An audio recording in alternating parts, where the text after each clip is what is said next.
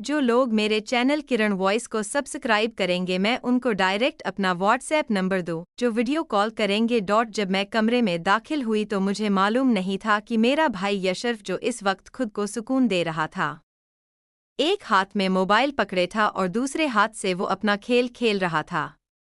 मुझे नहीं मालूम था कि वह इतना बेबस है। जैसे ही मैं कमरे में गई, दोस्तों अगर कहानी का मजा लेना है तो चैनल को सब्सक्राइब करना मत भूलना। मैंने अपने भाई को यह सब करते हुए देख लिया। जब उसकी नज़र मुझ पर पड़ी तो वह बहुत परेशान हो गया। उसने कहा, महक तुम कब आई? यहाँ से चली जाओ।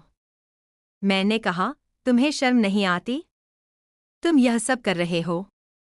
मैं अभी अम्मी अब्बू को बता दूंगी। उसने कहा, मैं क्या करूं?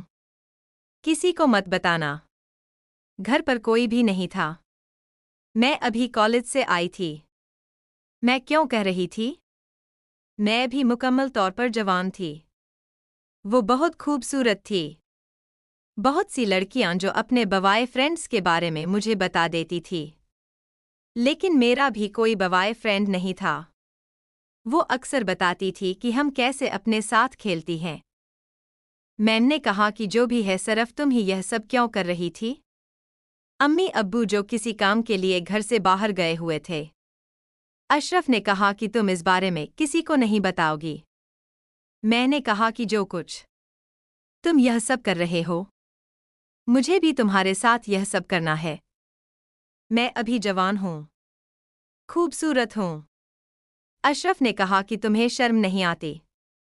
तुम ऐसी बात कर रही हो? मैंने बड़े गुस्से से कहा कि तुम्हें शर्म नहीं आती? सब कुछ करते हुए अशरफ ने कहा कि मेरी कोई दोस्त नहीं। मैंने कभी किसी दोस्त के साथ ऐसा कुछ नहीं किया। मैं क्या करूं? मैं अभी जवान हूं, इसलिए अगर मैं खुद को सुकून ना दूं तो क्या करूं? मैंने कहा कि मैं हूं तो मेरे साथ यह सब कुछ कर सकते हो। मैंने कहा कि मैं ऐसा नहीं कर सकता। मैं तुम्हें यहां से जाने दूंगा। मैं नहीं जाने वाली थी। मैं अब्बू को बता दूंगी। मैंने कहा कि जो कुछ भी है, मैं तुम्हारे साथ यह सब नहीं करना चाहती, वरना मैं अम्मी अब्बू को सब कुछ बता दूंगी। उसके बाद तुम्हारा क्या होगा, तुम्हें इस बात का अंदाजा भी नहीं। अब मैं खुद को कंट्रोल नहीं कर पा रही थी। अशरफ भी अब यह सब कुछ करना नहीं चाहता था। वो मेरे साथ यह सब इसलिए करता था क्योंकि हमारा रिश्ता ही ऐसा था। लेकिन मैं उसे अब इतना मजबूर कर रही थी कि अगर वो मेरा साथ ना दे तो मैं वाकई अम्मी अब्बू को बता दूंगी, क्योंकि अब्बू बहुत गुस्सा करने वाले थे और अशरफ को भी अब पता चल गया था कि अगर वाकई महक ने कुछ बता दिया तो वह वाकई उसे घर से निकाल देगा। इसलिए अब उसके पास मेरी बात मानने के सिवा कोई चारा नहीं था। फिर उसने कहा कि महक ठीक है, मैं तुम्हारी बात मानने के लिए तैयार हूं, लेकिन तुम मुझसे वादा करो, यह हमारी पहली और आखिरी बार होगी। उसके बाद हम कभी भी एक दूसरे के साथ ऐसा कुछ नहीं करेंगे। मैंने कहा ठीक है। ठीक है। तुम क्यों परेशान हो? जो भी होगा जल्दी करो, मैं इंतजार नहीं कर सकती। और फिर क्या हुआ? हम दोनों ने अपना काम शुरू कर दिया। मैं भी जो उनकी खूबसूरती में ऐसा कोई ख्याल नहीं खेल रहा था, लेकिन अशरफ शायद कभी किसी के साथ ऐसा खेल नहीं चुका था या कोई फिल्म देखकर यह सब कुछ सीखा था। मुझे उसके साथ खेलने में बहुत दिक्कत हो रही थी। वो काफी देर से कोशिश कर रहा था लेकिन सही तरीके से खेल नहीं पा रहा था। मैंने कहा चलें रखें, मैं अभी आती हूँ। कुछ देर बाद मैं कमरे से बाहर गई और वहां से वह चीज़ ले आई जो मैं अक्सर इस्तेमाल करती थी। यह बहुत प्यारी थी और अक्सर खेलने में मदद देती थी। जब मैंने उसे यह दिया तो उसने कहा, यह क्या है? मैंने कहा, इसे देख लो। अब भी तुमसे काम ना बने तो फिर क्या करोगे? मुझे अब इस बात पर बहुत ज्यादा हैरानी हो रही थी कि मेरे भाई लोगों को देख कर भी यह बात समझ नहीं आ रही थी। उसने कहा, जो भी है अब जल्दी करो। अम्मी अब्बू आ गए तो हमारा सारा काम अधूरा रह जाएगा और आज जब तक तुम मेरा खेल मुकम्मल नहीं करोगे इस वक्त तक मैं तुम्हें जाने नहीं दूंगी। अच्छा अच्छा ठीक है। इसके बाद अशरफ ने मुकम्मल तौर पर अपने आप को लोशन की मदद से खेलने के काबिल बना लिया क्योंकि वो भी काफ़ी देर से कोशिश कर रहा था लेकिन कुछ खास हासिल नहीं कर पा रहा था। अब उसने थोड़ा सा अपने अंदाज में खेलना शुरू किया और उसे थोड़ा बहुत आइडिया मिल गया। पता चल चुका था कि खेल कैसे खेला जाता है। उसके बाद जैसे ही वह अपने मकसद में कामयाब हो गया, मुझे बहुत ज़्यादा तकलीफ हो रही थी। मैंने कहा कि यह इशरफ बंद करो। उसने कहा कि नहीं, अब रखने का वक्त नहीं है। मैंने बहुत कोशिश की। मुझे उस खेल में बहुत दर्द हो रहा था क्योंकि मैंने कभी ऐसा नहीं खेला था।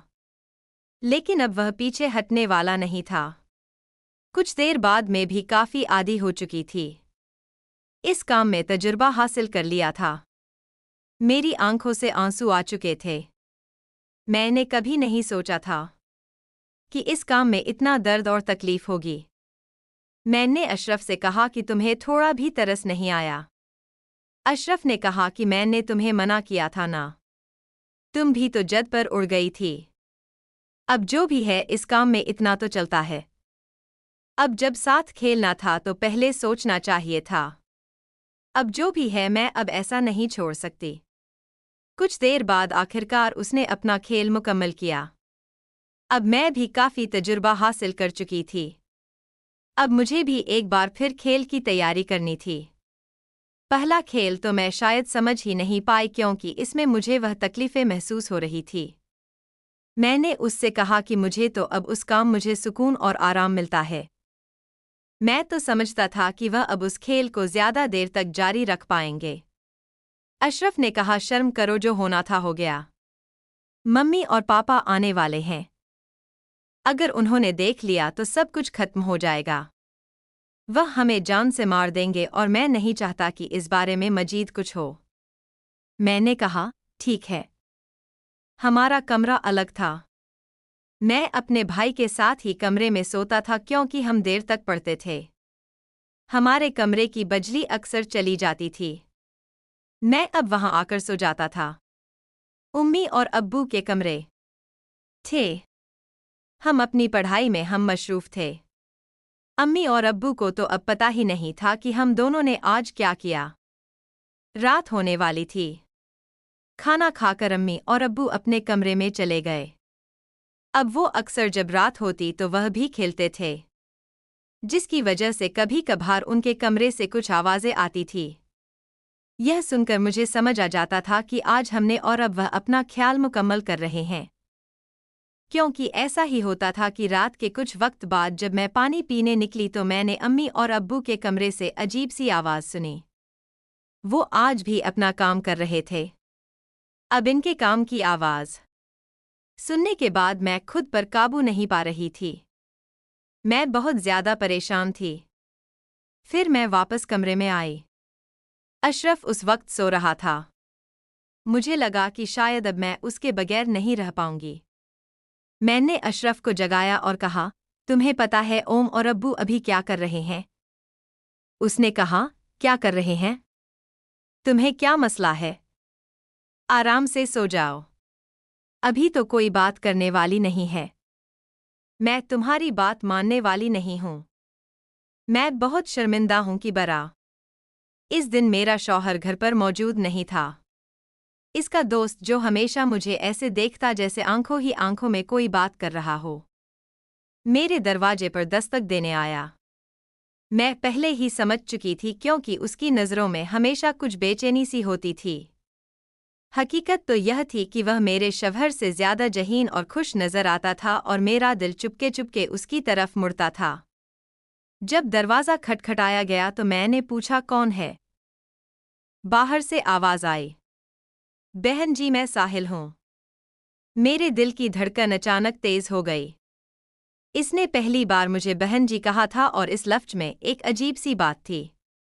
एहसास हो रहा था वो कुछ और ही कहना चाह रही थी, जैसे उसकी नज़र कुछ और ही बात कह रही हो।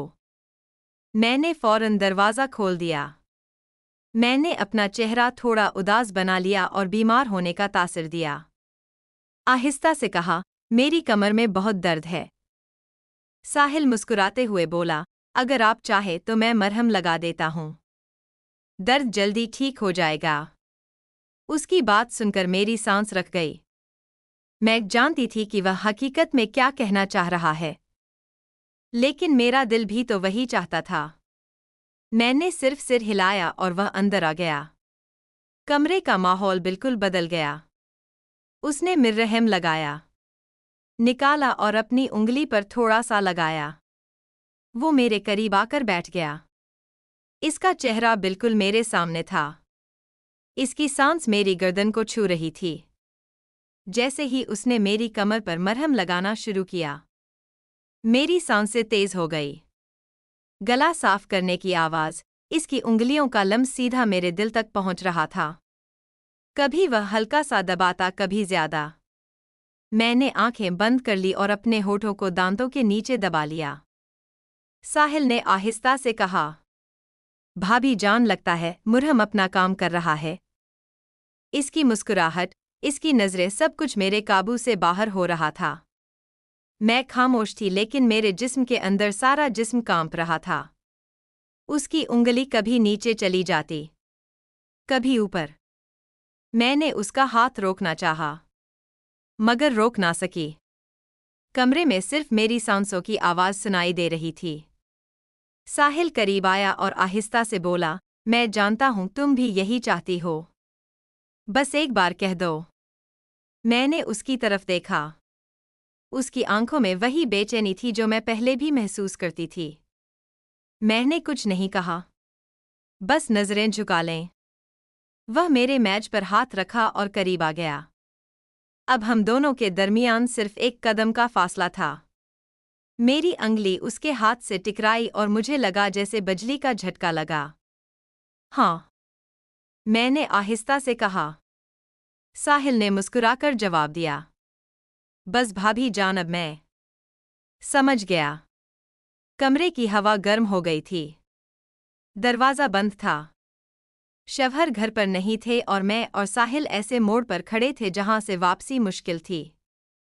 साहिल ने मरहम मेज पर रखा और गला साफ करने की आवाज़ सीधा मेरी आंखों में देखने लगा।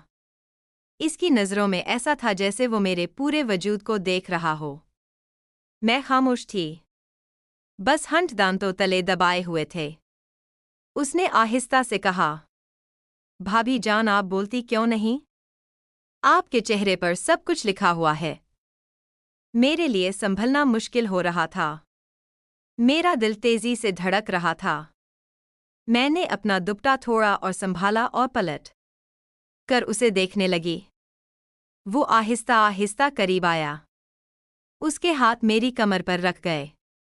मैं एक लम्हे के लिए संभल गई, मगर अगले ही पल में मैंने अपनी आंखें बंद कर ली, जैसे मैं भी तैयार हो चुकी हूं। साहिल ने हल्की सी हंसी के साथ कहा, अभी दर्द कम करना है या ज्यादा? मेरे होठों पर हल्की सी मुस्कुराहट आई, मगर मैंने कुछ नहीं कहा। उसकी आवाज़, उसका लम्स, सब कुछ मेरे अंदर घूम रहा था। कमरे में सिर्फ लिम की हल्की रोशनी थी। इस रोशनी में उसका चेहरा और भी वाज लग रहा था। मैं उसकी हर हरकत को महसूस कर रही थी। वह कर रही थी। जब उसने दोनों हाथ मेरी कमर पर रखे तो मैंने अपनी सांस अंदर खींच ली। मैंने आहिस्ता कहा, साहिल, और उसने फौरन जवाब दिया, बस भाभी जान, मैं यही था आपके लिए। मुझे लगा जैसे सब कुछ वहीं रख गया हो। इसका हाथ आहिस्ता आहिस्ता नीचे की तरफ जा रहा था और मेरा जिस्म खुद ब खुद नर्म होता जा रहा था। मैंने उसका हाथ थाम कर रोकना चाहा, मगर दिल से रोक ना सकी। उसने अपना चेहरा इतना करीब कर लिया कि मैं उसकी सांस महसूस कर रही थी। मेरी आंखों के सामने सिर्फ उसका चेहरा था। उसकी मुस्कुराहट जैसे मुझसे कह रही हो, अब तो तुम मेरी हो। मैंने थोड़ा सा सिर झुका लिया और इस लम्हे में खुद को रोक ना सकी। साहिल ने आहिस्ता कहा, भाभी जान, शौहर को कुछ मालूम नहीं होगा। आप बस आज की रात को यादगार बना दो। मेरी उंगलियां उसके हाथ पर